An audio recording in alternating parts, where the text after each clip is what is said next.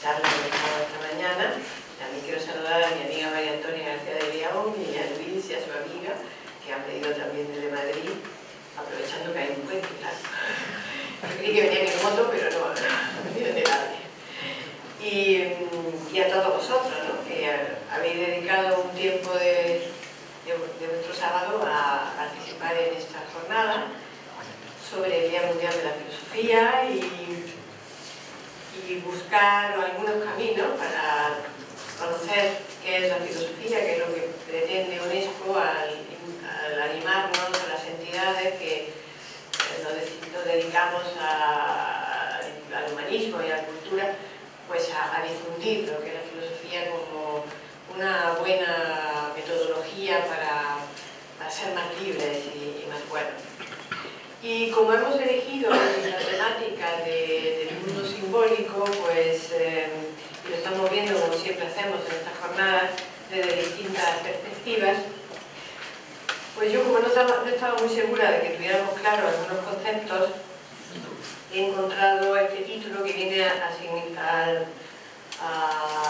sintetizar unos significados que se nos escapan un poco, porque claro, por la propia definición de lo que es mito y de lo que es símbolo, y de lo que es imaginario y de lo que es todo este ámbito de búsqueda del conocimiento, a la hora de la racionalización cuesta un poco trabajo. Yo me voy a basar básicamente en los trabajos del profesor Fernando Schwartz del Instituto Internacional Hermes de Antropología y de Estudios de Antropología Simbólica, y también me voy a basar, bueno, para mí fue un gran descubrimiento, la obra de Mircea Eliade, que seguramente algunos de vosotros ya conoceréis, ¿no?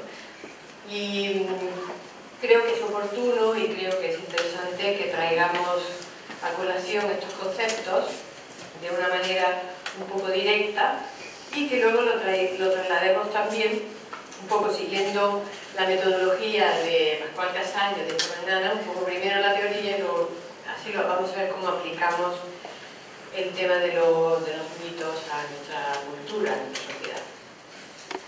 Bueno, la primera cuestión que nos viene al caso al hablar de los mitos, es decir, de todo ese mundo de las narraciones fantásticas, ¿no?, pues es que tradicionalmente, como tenemos una cultura occidental que opone siempre conceptos, es decir, eso de la integración no va con nosotros, ¿no? O sea, o una cosa es el mitos o una cosa es el logos, ¿no? Entonces ahí tenemos unas acepciones donde para decir que algo es una mentira es un mito. E incluso se dice, ahora estamos de moda decir un mito urbano, ¿no? Un mito urbano es como una especie de cuento, un chascarrillo que circula por los mentideros, ¿no? Es decir, la idea de la oposición, por una parte, de algo que es mentira, o sea, un poco como desprestigiado, que es mentira, en mitos, y lo ponemos al logos, que ahí habrá un poco más de, digamos, de prestigio, puesto que se trata del pensamiento, ¿no? O sea, mitos, logos, incluso es un lugar común decir que hemos ido del mito al logos. O sea, la humanidad vivía un poco encandilada por los mitos, menos mal que vinieron aquellos grandes filósofos y que se emanciparon de los mitos y llegaron al logos, ¿no? Como si el logos fuese una superación del mito. Ahí es donde está esa acepción que luego discutiremos. Por otro lado, también el mito tiene esa acepción de palabra sagrada, ¿no? De hieros logos, palabras sagradas según Homero, o también la idea de símbolo propiamente dicho, ¿no? El mito como una narración simbólica. Platón considera que son dos modos de hablar de los seres divinos, es decir, para Platón no hay oposición, sino que son dos maneras de abordar el mundo de los seres divinos, es decir, el mundo de las ideas, el mundo de lo abstracto, pues por dos caminos diferentes. Y de hecho, pues, quizás el testimonio de Platón sobre eso es interesante porque los hace complementarios, ¿no? Es decir, en el curso de un diálogos, pues aparece siempre, o por lo menos muy frecuentemente, alguna narración que ocurrió una vez, que alguien le contó, que es lo que vendría a ser el mito, ¿no? Una especie de narración, una especie de historia. También en el Renacimiento tenemos la idea de los mitos como huellas de una filosofía secreta, es decir, hay una sabiduría que la humanidad ha ido recibiendo a lo largo de los milenios y que se ha quedado guardada como en un cofre, de ahí la palabra también, como veremos, que significa símbolo, guardando conocimientos secretos, conocimientos que están velados por esas narraciones fantásticas. Ya en el siglo XIX también Kreutzer pues, explicó que son como unos rayos del ser. A mí que me encantó esta definición, ¿no? Un rayo que llega de las profundidades del ser y del pensamiento. O sea, lo más profundo se hace accesible a través de los mitos, a través de esas narraciones. O incluso hubo momentos en que esas narraciones fueron accesibles, pero dejaron de serlo. Entonces quedaron esos conocimientos que respaldaban, quedaron refugiados en el territorio de los mitos. Y bueno, qué decir de Jung, al cual ha aludido muy sabiamente esta mañana el profesor Verdú, al hablarnos de cómo Jung rehabilita también el carácter del mito, asociándolo a la psique humana. Es como donde existen mitos porque mitologizamos los seres humanos, ¿no? Y a mí me ha gustado ver esto en el sentido de cómo se abrió a finales del siglo XX varios estudios, varias tendencias, varias corrientes que sería complejo resumir aquí, que empezaron a considerar que no es que el mito fuese algo, usando el término de Nietzsche, algo que debiera ser superado, sino que el mito, como lo define muy bien Virginia Giales, es una dimensión de la conciencia. Una dimensión de la conciencia. Es decir, nosotros accedemos a la sabiduría que nos ofrecen los mitos a través de una dimensión de nuestra propia conciencia. Luego también nos hemos enterado a través de otras escuelas, como la escuela de Palo Alto, cuando se habla del interaccionismo simbólico, explicando cómo cuando nos comunicamos los seres humanos, en realidad lo que hacemos es compartir significados, porque para nosotros las cosas no solamente son, sino que también significan. De esta manera, el ser humano está constantemente dotando de significado a objetos, a personas, a experiencias, a dimensiones, a espacios, a tiempos, y usamos esas cosas, las tomamos y las hacemos nuestras por lo que significan para nosotros. Quiero decir con esto que tenemos suficientes datos y suficientes aportaciones como para considerar que no es una etapa a superar, ¿no? La idea de la mitologización o del mito o la mitopoética, sino algo válido y presente y actual, y que debemos de manejar y conocer un poco mejor. En la parte metafísica, bueno, el término del poder de los mitos retomado de una serie de entrevistas que están accesibles, o como hoy está todo accesible, pues esto también está accesible. Las entrevistas que se hicieron a Joseph Campbell, un historiador de la mitología, que titularon The Power of Myth, o sea, el poder del mito, porque sostiene Joseph Campbell que el mito tiene poder, tiene de por sí una fuerza muy grande en sí mismo, en su propia narración, en sus propias dimensiones. Y ahí acercando a este poder de los mitos, pues yo tengo dos comentarios de dos filósofos que yo adoro, uno Plotino y otro Giordano Bruno, porque Plotino habla de que las ideas tienen un poder. Las grandes ideas tienen un poder que se manifiesta a través de nuevas formas visibles. Es decir, generan esas ideas formas visibles que se renuevan. Es decir, no son estáticas, sino dinámicas. Luego veremos también nosotros que la recepción de esas formas también es dinámica, porque lo que para nosotros tiene significado hoy, quizá dentro de 20 o de 30 años no lo tenga. Y si hablamos de los significados socialmente compartidos, también es igual. Es decir, hay monumentos en la ciudad de Valencia que han pasado al olvido, y algunos hasta lo tiraron y nadie se enteró y nadie le importó. Pero hubo un momento en que alguien los construyó y los puso en lugares emblemáticos, como se dice ahora, ¿no? Y a la vez hay otros monumentos que tienen significado hoy y viene a ser el mismo significado que tuvieron en la Edad Media a lo mejor, ¿no? Entonces ahí hay una densidad de significado y de poder evocador muy válido para nuestras sociedades. Y muchas veces cuando las sociedades, Jesús Luis de la vida municipal, hay muchas veces discusiones sobre la fuerza simbólica, aunque no se dice así, pero se discute sobre la conveniencia o no de eliminar un determinado edificio, y nadie dice, es que el valor de este edificio es un valor simbólico. Y esa es la fuerza que tiene significado para la gente. Y ahí que esas ideas se van manifestando con nuevas formas visibles.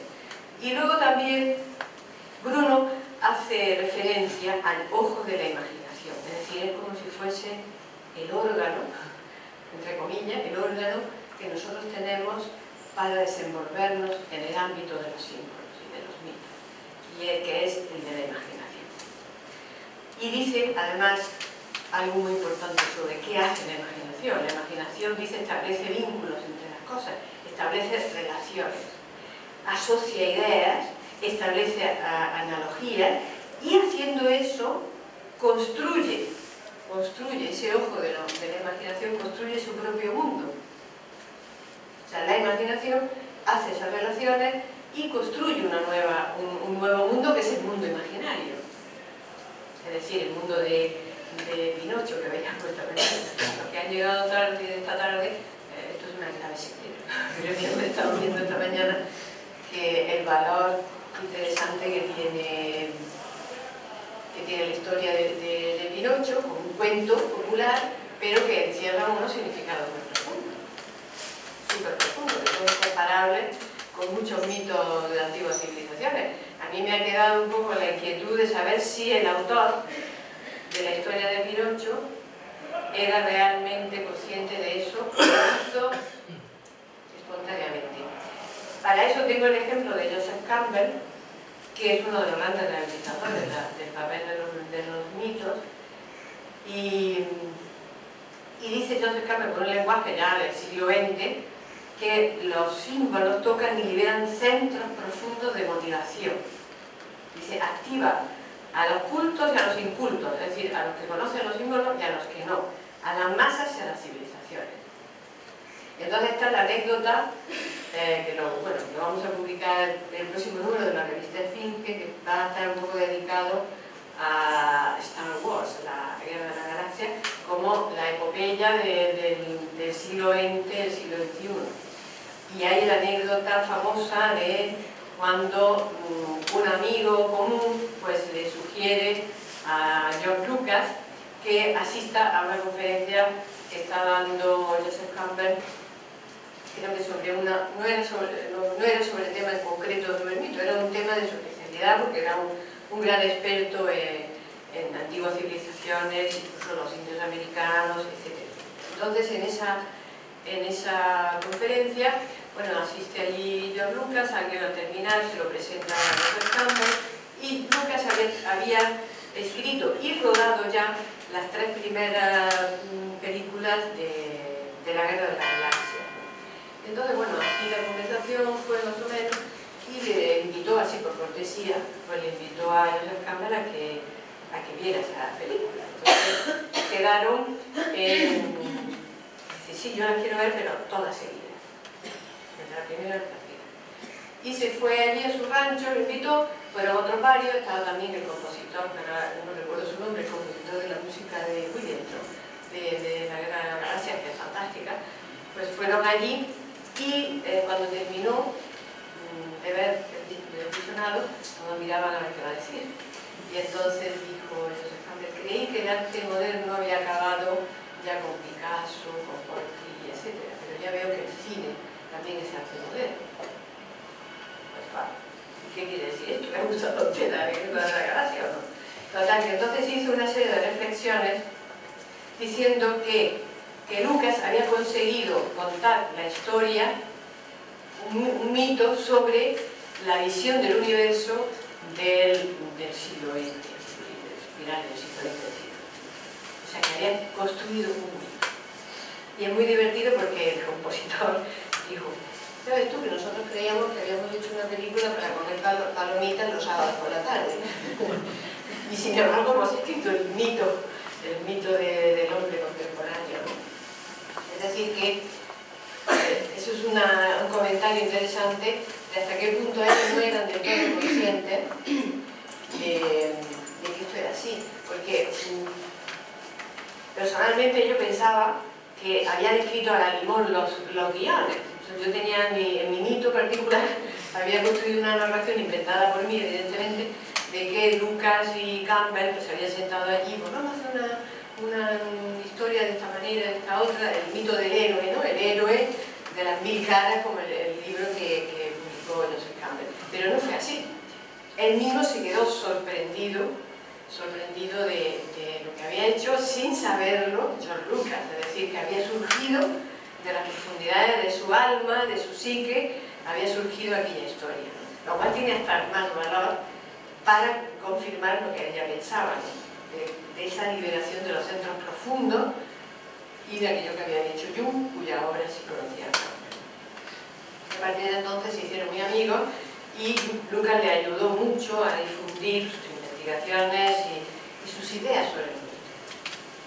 Hay por ahí libros estupendos, muy sencillo porque tiene el don de la explicación y la claridad para hacernos ver lo útil que es, como decía esta mañana Hassan, referente a la educación, porque no tiene más lejos.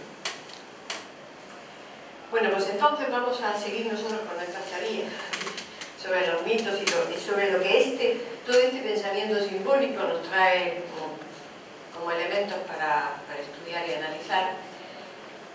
Y es la idea de que esta idea de Deus, natura y homo, es decir, lo divino, la naturaleza, los seres humanos, no son tres estados lineales, ¿no? Es decir, que primero está presente en la concepción civilizatoria Deus, después ahí entra la naturaleza, ¿no? Es decir, antes eran todos los dioses, ¿no? Ahora vienen los filósofos presocráticos y hablan de la naturaleza.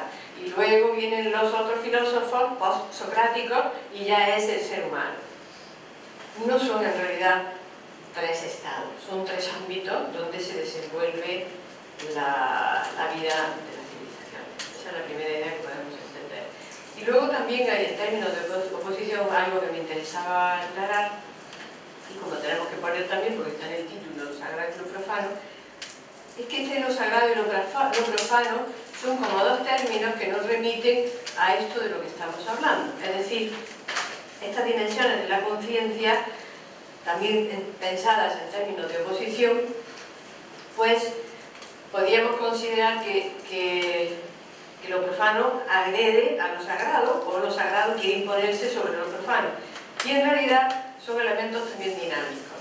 Es decir, que está en la vida de los individuos, en la vida de las personas, lo sagrado y lo profano constituyen una dialéctica, porque de alguna manera la palabra profano es como previo a, ¿no? Profanum significa algo así como antes de entrar en el templo.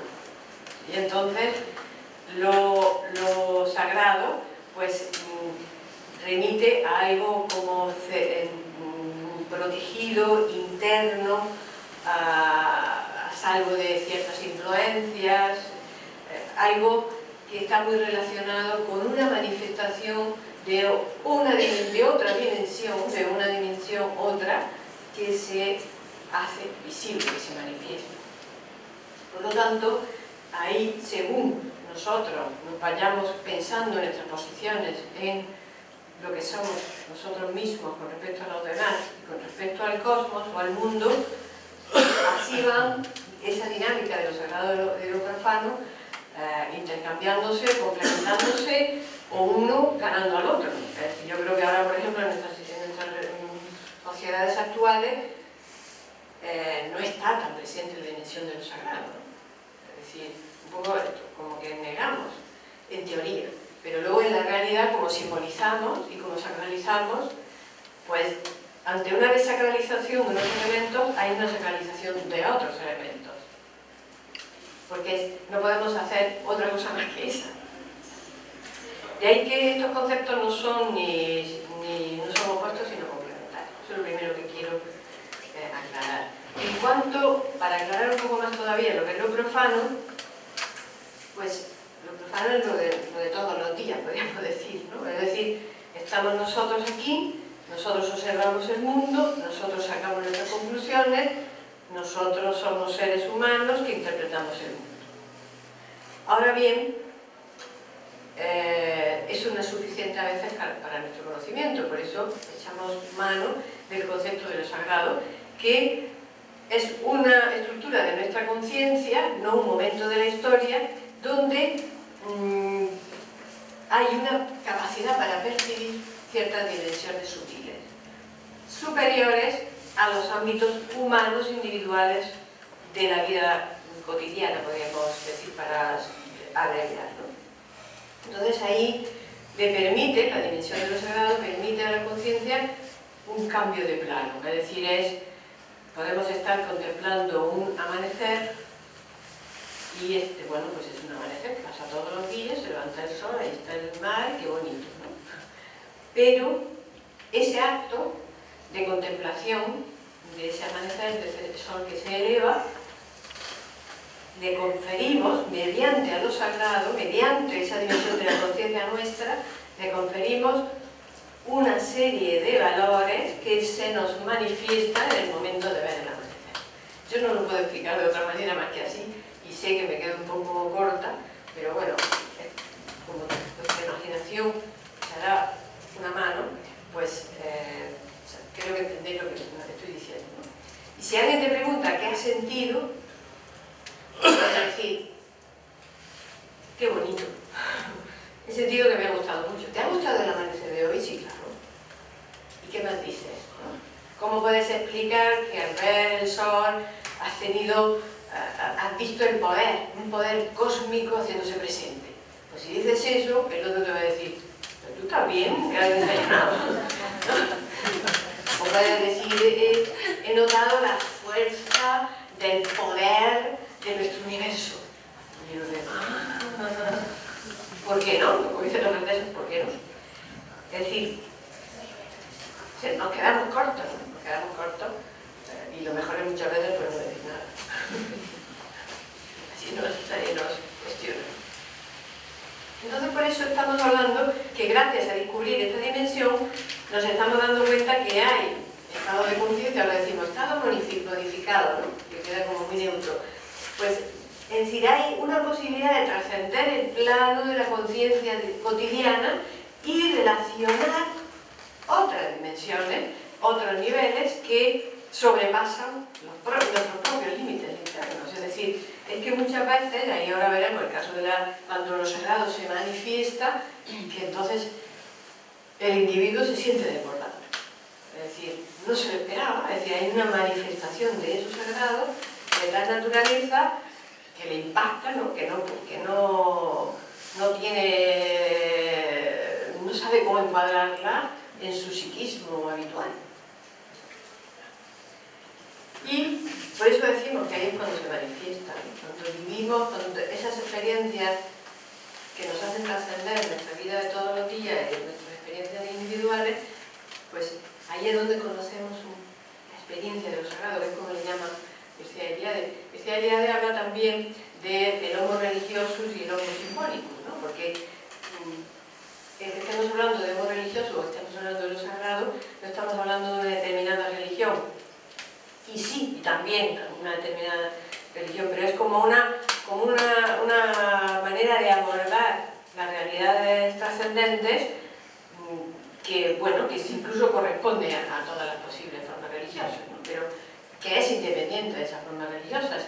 ¿Hasta qué punto que nosotros mismos podemos considerar sagrado algo que antes no lo era y que no tiene nada que ver con nuestras creencias o con la religión que se nos ha enseñado, pero que permite a través de ese objeto, a través de esa experiencia, entrar en contacto con esas realidades superiores? Digamos que el concepto de lo sagrado, en un sentido absoluto, pues es lo real. Es decir, aquellas cosas que nos decían los sabios presocráticos, ¿no? Ese esfuerzo tremendo de explicar lo invisible y sin para ello utilizar las imágenes que tanto habían distorsionado la religión griega, ¿no? Que es un poco el gran esfuerzo que hacen los presocráticos. No estoy de acuerdo en que sea exclusivamente explicar la naturaleza. Indudablemente explican la naturaleza y lo intentan y lo hacen bastante bien, pero no es eso lo que más les interesa. Los presocráticos están buscando nombrar de alguna manera lo trascendente, lo divino, lo uno, lo que está por encima de todo, sin recurrir a esas formas humanas, ¿no? Formas humanas o esa especie de antropomorfización. Entonces yo siempre cuento la anécdota de Xenófanes, cuando Xenófanes era uno de los que era muy crítico con los mitos griegos, ¿no? Que tanto nos gustan y que lo vemos por toda la cultura. Pues él decía que era un disparate que los humanos describiéramos a los dioses con forma humana, que era lo mismo que si le preguntáramos si los caballos pudieran hablar, le preguntaríamos cómo son los dioses a los caballos dirían que tienen forma de caballo. O si yo he estado entre los etíopes y he preguntado cómo son sus dioses y todos son iguales que los etíopes, ¿no? Y entonces decía que no podía ser, ¿cómo va a ser eso? Entonces los dioses son como los etíopes o como los caballos o como los humanos, ¿no? Tienen que revestirse de otras formas que no estén relacionadas con lo que somos los humanos. Nos estamos empequeñeciendo y a la hora de la enseñanza y a la hora de la instrucción moral, etcétera, estamos diciendo que no solamente tienen los mismos defectos que los humanos, sino peores, tienen el doble, ¿no? Y entonces vamos a considerar que son dioses porque son terribles en sus pecados, en sus crueldades y en sus maldades, ¿no? No podemos entender que representen lo bueno seres que en realidad es puta normal. Y pues este concepto de lo sagrado vendría a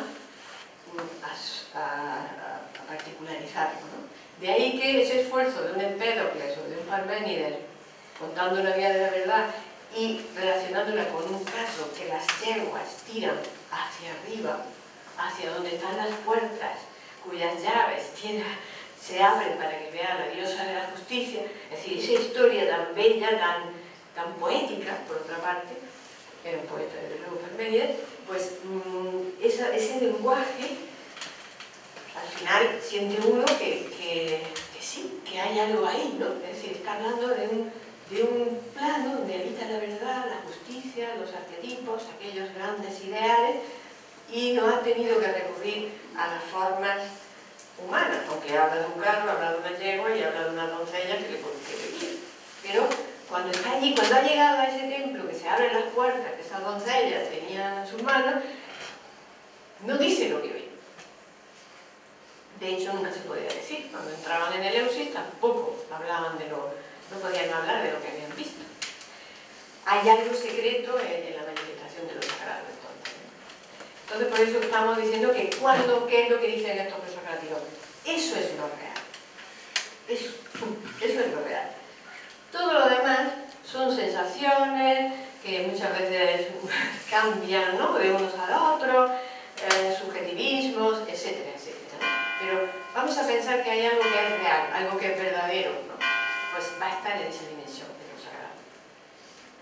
Porque evidentemente, como dice Eliade, como existe de una manera absoluta, actúa eficazmente y hace duraderas las cosas. Podríamos decir, a veces sacralizamos para que algo se haga duradero. Y ahí cabe preguntarse, ¿es duradero porque sacralizamos o sacralizamos porque es duradero?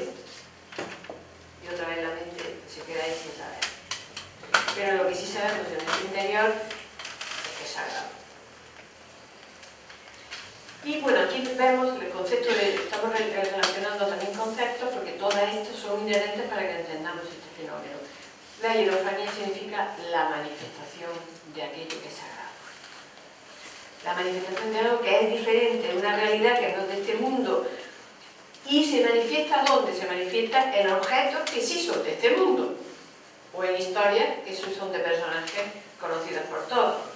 Evidentemente también se manifiesta a través del espacio y a través del tiempo. Por eso hablamos de un espacio sagrado y un espacio profano, y hablamos de un tiempo sagrado y un tiempo profano. La hierofanía, según estas escuelas, esta es una aportación de Cassirer, pues tiene tres elementos. Por una parte, hace falta un ser o un objeto.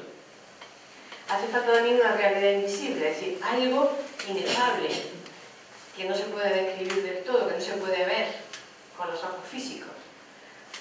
Y un objeto que hace de mediador entre ese objeto o ser visible y la realidad invisible. Es decir, que hay elementos que son muy permanentes a la hora de canalizar esa densidad significativa. Podemos hablar, como esta mañana el doctor Verdú hablaba, del agua, ¿no? Como el agua remite a muchísimos conceptos relacionados con lo sagrado. El fuego también, de hecho, cuando vienen estos presocráticos a explicar el origen de las cosas, pues nosotros que somos tan simplones, tan lineales a la hora de interpretar, que nos dice que viene todo del agua. Y entonces, claro, le preguntar, ¿y el agua de dónde viene? Bueno, pues porque ahí estamos hablando no de ese agua física, estamos hablando del agua símbolo, del agua mito, del agua como el océano primordial que dirían los egipcios, el océano de total virtualidad, de donde surge todo. Entonces hay un mundo indiferenciado, hay un plano indiferenciado de donde viene todo. Pues eso es lo que van a querer decir cuando dicen que viene del agua, que decía Tales, o cuando hablan del ápero, ¿no? De lo infinito, de lo indefinible, de lo no manifestado. Porque, y entonces los listos de los historiadores de la filosofía, ahí ya que no lo tenía muy claro. Cuando dice lo del ápero, seguían otra vez. No serían nada. Están recurriendo a esos elementos simbólicos para, a través de ellos, señalarnos un punto de referencia abstracto, que es un elemento por todos reconocible, visible, que puede ser depositario de una realidad invisible. Bueno, y las cuatro dimensiones de lo sagrado, pues tenemos el arquetipo, el mito, esto es una especie de diseño para tomar apuntes, ¿no? Una clase de el arquetipo, el mito, el símbolo y el mito. Bien presente. Para el arquetipo, bueno, aquí hay que decir un poco que a veces la idea platónica de los arquetipos no es la misma que la que tiene Jung. Aquí estamos tomando una idea un poco mixta entre Jung y Platón, ¿no? Porque Platón, cuando habla de los arquetipos, habla de los modelos ideales de la realidad. Y estamos otra vez con el problema de cómo llegamos a él. Pero este arquetipo es más intermediario, está más entre medias entre esos arquetipos que diría Platón de los modelos ideales de la realidad, como está más cerca, porque son formas colectivas que, es como también decíamos, estructuras, ¿no? Estructuras simbólicas también se les llama a los arquetipos, es decir, como formas acuñadas por las culturas, por las civilizaciones, que son como el propio caso del héroe. El héroe es como una especie de, como un arquetipo, que se va a reflejar en los distintos mitos. Y que el héroe, al final, hace unas cosas muy parecidas en los distintos mitos. Pero ahí estamos ante un modelo ejemplar, intermediario entre un ideal, una idea trascendente, ultra trascendente, y una realidad. Bueno, pues entre los personajes, por ejemplo, aquí en el caso de los... es muy típico las categorías de arquetipos en cuanto cuando se hablan de... Si ahora nos vamos a los personajes, pues hay como modelos de tratarlos. Para mí, aunque le llaman arquetipos, para mí son estereotipos. Es decir, es como... Ahora bajamos otro escalón más, desde los arquetipos hacia abajo, construimos la narración y ahora vamos a construir todos estos personajes. Y esos personajes van a ser estereotipos, es decir, el guerrero, el benefactor, el explorador, el pueblo de la ley. Es decir, los relatos míticos van a tener que recurrir para ser comprendidos con algunos estereotipos que la gente los va a ir reconociendo. Pero el mundo, el modelo que pretenden recordar está a otro nivel. Ellos son unos intervinientes que sirven de mediadores para trasladarnos unas realidades que están en lo invisible, que están en el mundo de las ideas. Bueno, el mito en realidad. El mito, para que algo sea de verdad mito, pues pertenece a lo que hicieron los dioses o lo que hicieron los antepasados lejanos, por decirlo así. Por lo tanto, el mito está en el ámbito de lo sagrado y nos está transmitiendo, como decíamos antes, una realidad trascendente. Y se convierte en modelo. Esta es la cuestión. Eso es digamos, es el peligro. Y hago un pequeño adelanto, porque con ese afán que tenemos de mitologizar, pues nos podemos encontrar también, aunque hagamos mitos, que es lo que está pasando en esta sociedad. Construye mitos, eleva a determinados seres que hacen cosas extraordinarias, que no podemos hacer los demás, los eleva, los coloca tan alto que se caen rápidamente, porque de golpe el mito se cae, ¿no? Es decir, se queda desmoronado un icono, como decimos ahora. A veces en vez de icono debemos decir mito. Entonces, hay, en el fondo están queriendo imitar ese arquetipo, ese modelo del héroe, ¿no? Por ejemplo, no sé, estos deportistas, o estos grandes científicos, esos grandes personas que hacen proezas, están un poco reproduciendo el arquetipo, el modelo del héroe que hace lo que los demás no son capaces de hacer, no somos capaces de hacer. Eso le confiere a ese héroe una dimensión diferente, otra, ¿no? El problema está que, claro, no es un héroe de verdad, es un héroe que lo hemos construido nosotros. Y claro, como no es un héroe de verdad, pues el día de mañana pierde 7 partidos de tenis y ya se acabó el héroe.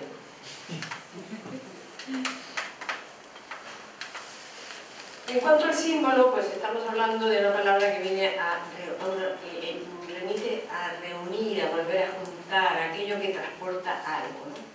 Es decir, el símbolo realmente es el mediador que pone en contacto a lo sagrado con los demás. Es decir, el símbolo. Ahí es donde está toda esa tendencia del interaccionismo simbólico y todas estas corrientes que nos dicen cómo simbolizamos constantemente. Es decir, en realidad la cultura es compartir símbolos. Y muchos de los problemas que tenemos a veces de comunicación entre los seres humanos es que no compartimos los mismos símbolos. Lo que para uno significa, para mí no lo significa. Y entonces siempre tenemos la tentación de decir, pero es que el que tiene razón soy yo. Pero, bueno, le hemos conferido un valor a determinados objetos o personas y creemos que eso va a ser compartido por todos, pero no es así. La gran sorpresa cuando damos cuenta de eso. El rito también es otro elemento que la dimensión de lo sagrado nos aporta y el mundo de lo simbólico y lo mitológico también, y es porque el rito son acciones que están en la línea de la hierofanía. Y por lo tanto, ¿qué hace el rito? Pues darle actualidad al mito, es decir, lo hace presente. Y a través de esa consagración, es decir, cuando decimos la consagración, que es un poco como el rito por excelencia, algo está consagrado, es que ha sido dotado de un valor correspondiente a una dimensión trascendente que supera su valor material. ¿Y eso cómo se hace? Por medio del rito. Hay muchos tipos de ritos, eso se ha estudiado. Las 3 categorías son los de fecundidad, es decir, que aseguran a la naturaleza, que garantizan la conservación de la naturaleza, los ritos religiosos, que aseguran el mantenimiento del mundo, y los ritos iniciáticos. Estos son individuales que aseguran el paso de la conciencia de lo profano a lo sagrado, ¿no? Es decir, bueno, por ejemplo, en el idioma de la cultura cristiana, cuando hablamos de los sacramentos, ¿no? El sacramento pues es un rito por excelencia que puede deberse a lo mejor a un rito de paso entre una edad y otra. Entonces, al atravesar ese rito, al haberlo vivido, actualizamos el hecho de que nos despertamos a un nivel de conciencia diferente. Evidentemente seguimos siendo lo mismo el día anterior al rito que el día después, pero el rito lo invoca, lo llama a la conciencia del individuo. Ya no puedes ser igual que antes, ya no eres un niño tonto, ahora ya eres un hombre tonto, ¿no?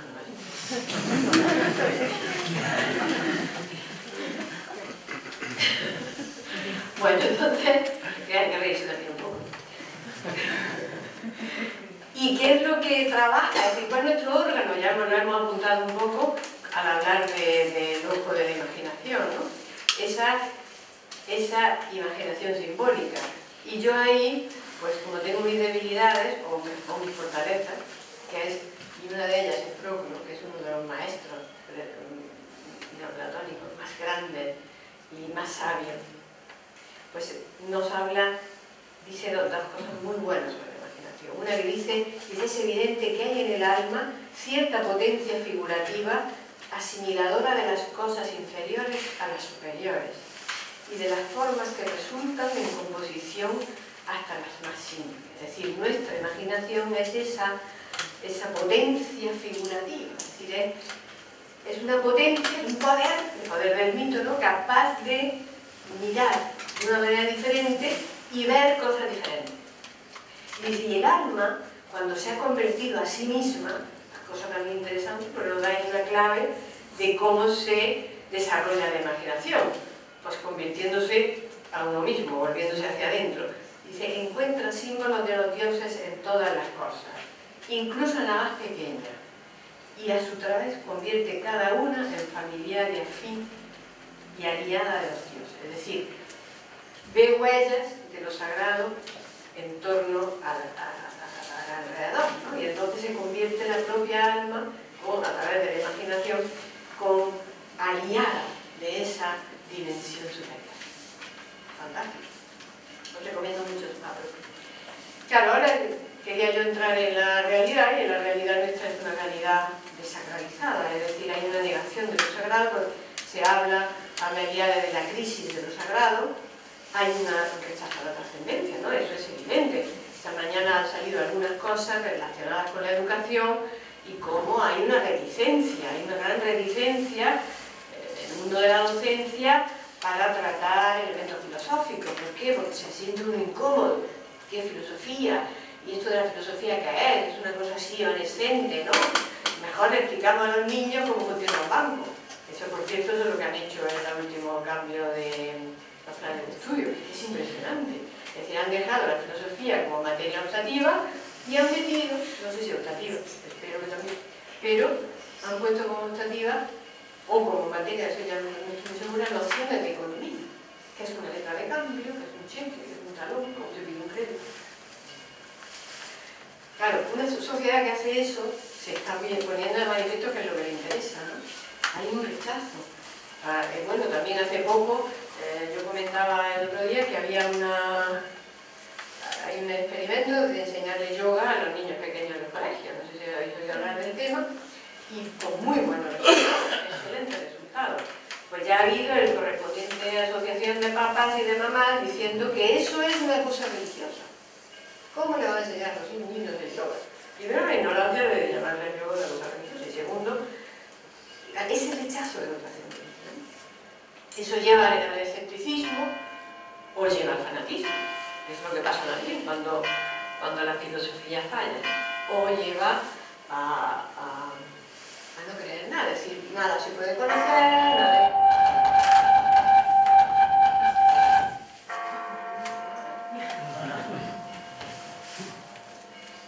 Incluso cuando hablamos...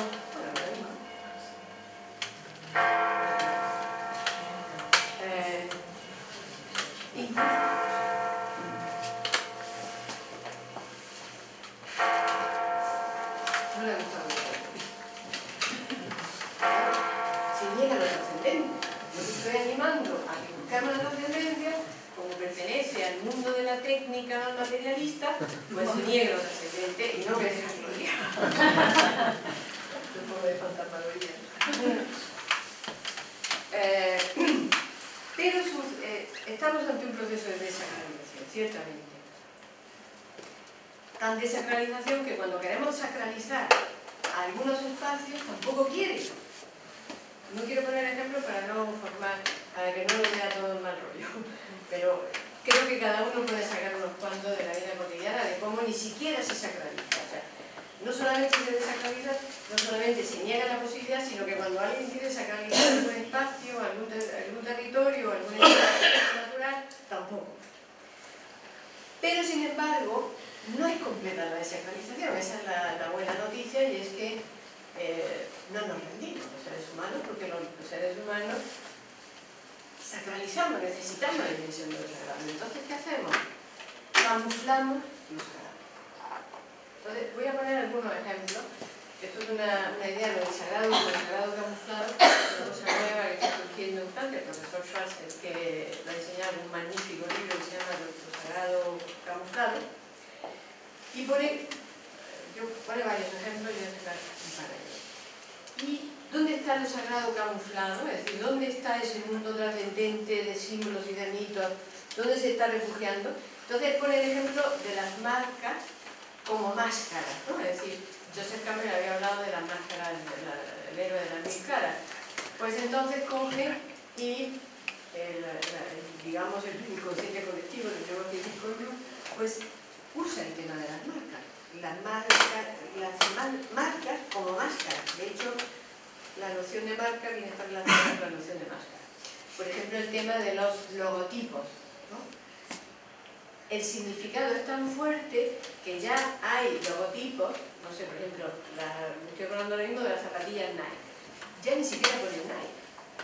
Cogen el logotipo, antes ha cargado ese logotipo de una serie de significados, nos lo ha contado con unas historietas, de uno que va corriendo, de un atleta, de alguien que salta a la ciudad y no sé qué, y entonces ya nosotros nos hemos quedado en ese sedimento en nuestro imaginario, y cuando vemos eso, ya no estamos viendo una cosa así, estamos viendo toda una manera de vivir, una manera de ser, unos valores, ¿no?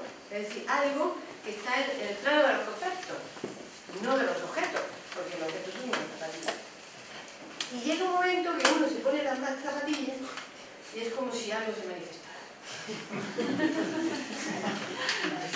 Eso ya viene aparte. Y claro, ¿no?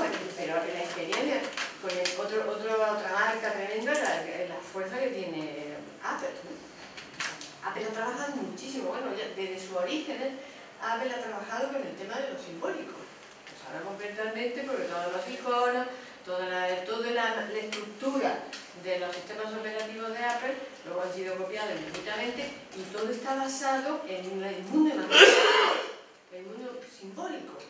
Y entonces, ¿cómo asociamos una serie de ideas que están ahí guardadas, ¿no? Y cuando vas a comprarte el nuevo ordenador, es casi como un objeto que no nos atrevemos ni a abrir. No va a ser que se rompa, no, porque ya está aquí, ¿no? O esa experiencia que traslada a veces la publicidad. Yo me reí mucho el otro día yo solita porque iba a poner el autobús en mi ciudad, yo vivo en Granada, y hay una calle que es la Gran Vía de toda la vida, ¿no? La calle, digamos, principal del siglo pasado. Y había un hotel allí que se llamaba Hotel Berlín. Paso por allí. ¿Cómo se llama ahora esto? Hotel Five Senses. Cinco sentidos. El hotel de los 5 sentidos. Es un poco la idea esta de imaginar. Yo voy a ir a un hotel, a una habitación que esté limpia, como decimos, una cosa que esté limpia, una cama que esté blanquita, o medio lujita, y que pueda dormir yo bien y que no haya mucho ruido. No. 5 sentidos. Y te voy a dar una experiencia de dormir en el Five Senses. Porque necesitamos no solamente estar haciendo un hecho físico de acostarnos en una cama y dormir, sino sentir que algo en nosotros de una dimensión exquisita que nos está llegando.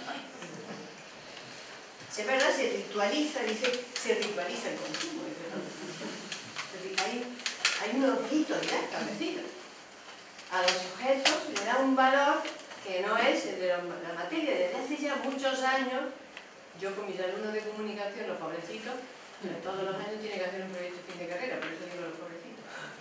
Y entonces, pues siempre dicen que quieren hacer cómo cambia la publicidad de antes a ahora. Es una cosa muy cómoda, es muy perezoso y muy original.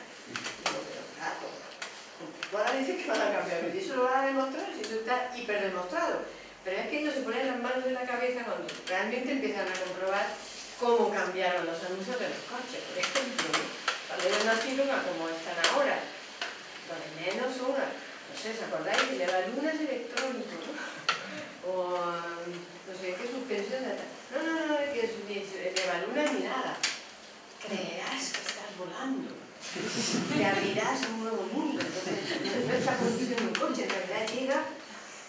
una dimensión nueva. Se supone que ese consumo ritualizado no vamos a comprar, al final no, a lo mejor compramos el coche, idiotas no somos, ¿no? Pero compramos el coche, bueno, este coche anda bien, gasta poco, no sé qué, pago las letras, tal. Pero ¿por qué han hecho toda esa mitología social? ¿Por qué? Porque ahí es donde se encuentra la diferenciación en los significados. Porque realmente los coches son todos iguales. Eso no lo va a decir nunca un publicitario. Que mire usted, en realidad todos los coches son iguales, simplemente unos son más caros y otros son más caros.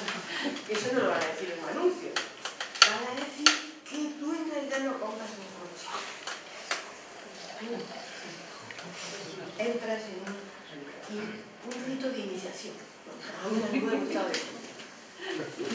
Este mundo de las marcas pasa eso. Yo simplemente os invito a que analicéis. Lo más divertido de ver los anuncios es verlo así.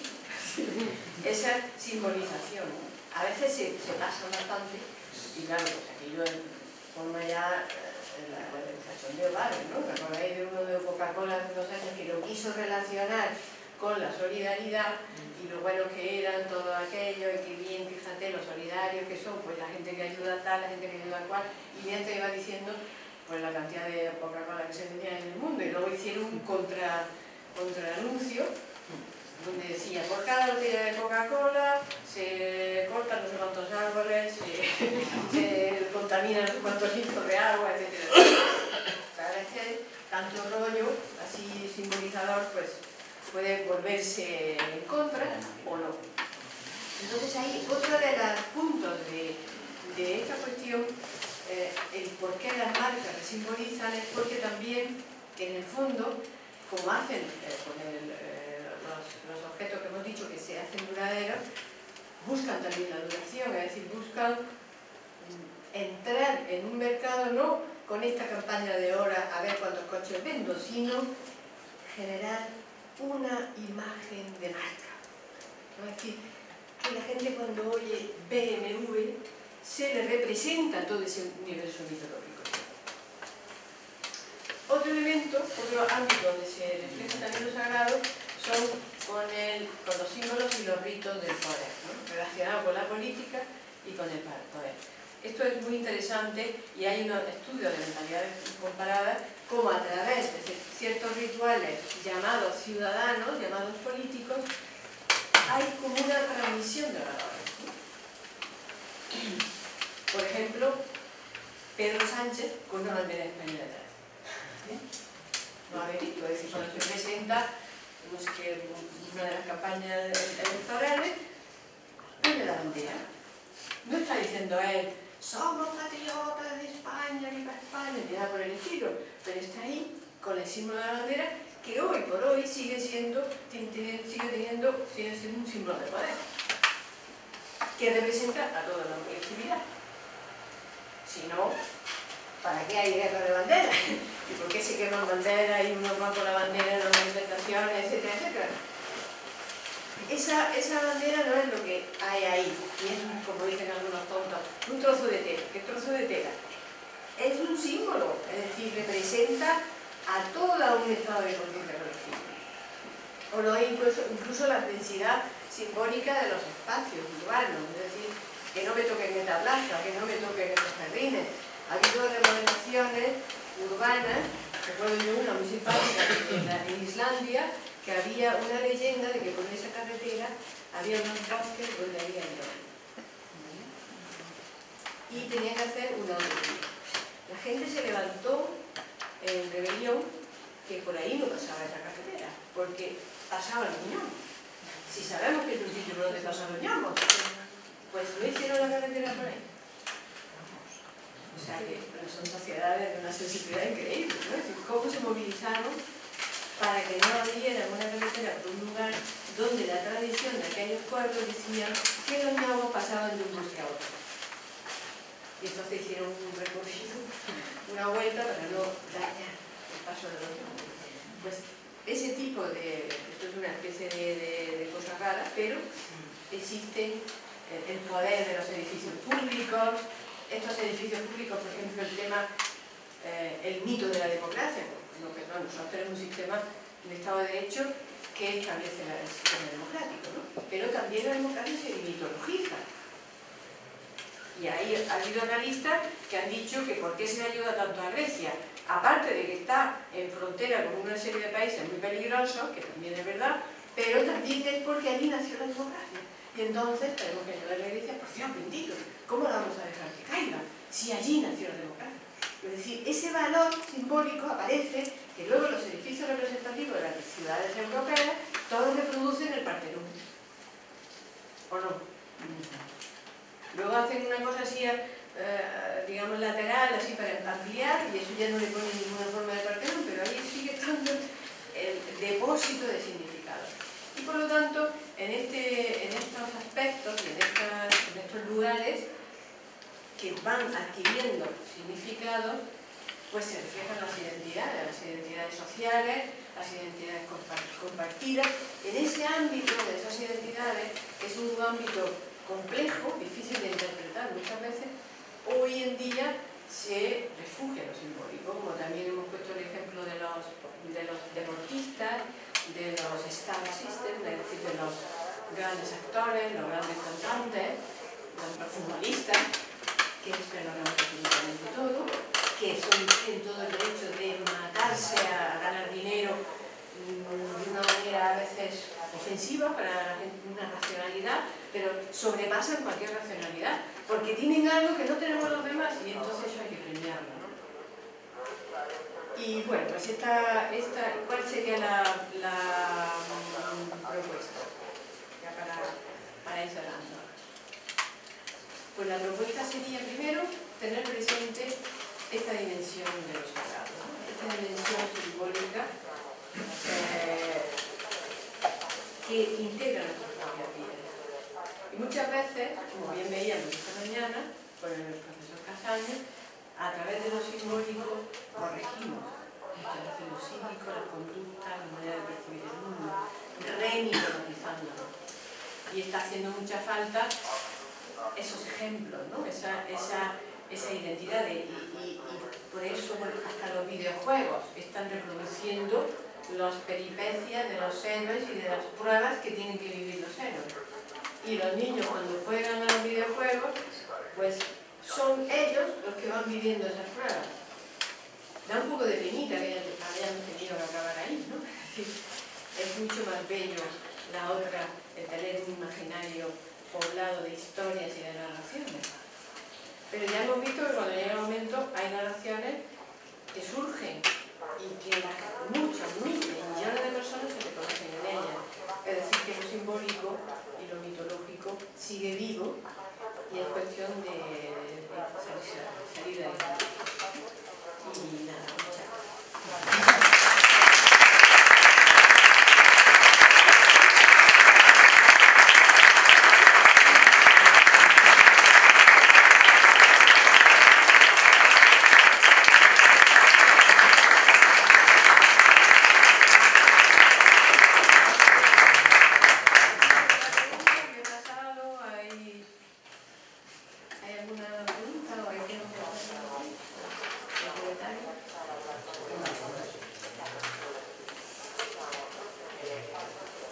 Ese puente entre lo profano y lo sagrado, que es el símbolo,